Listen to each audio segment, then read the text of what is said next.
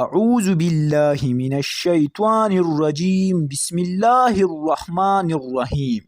ناظرین کرام، آج کی دن کے مناسبت سے آپ لوگوں کو مال و دولت کے لیے ایسا وظیفہ بتانے والا ہو، اگر آپ لوگوں نے اس مبارک وظیفہ کو شروع کر دیا تو مال و دولت کے انبار لگ جائیں گے۔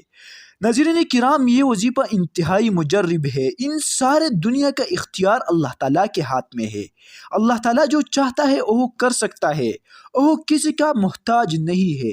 اگر ہم نے اس وظیفہ کو سچے دل کے ساتھ شروع کر دیا اور اللہ تعالیٰ سے ہونے کا امید رکھ دیا تو رب کے قسم آپ کے ہر ایک حاجت پورا ہو جائے گا۔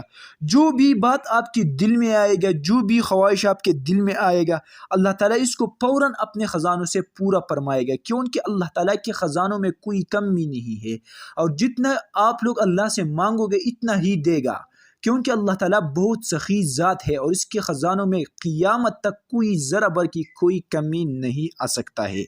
وظیفہ کوئی عام وظیفہ نہیں ہے، بلکہ سورہ یاسین کا چھوٹا سا آیات مبارکہ جس کا الفاظ یہ ہے: سلام قولا من رب الرحیم، سلام قولا من رب الرحیم۔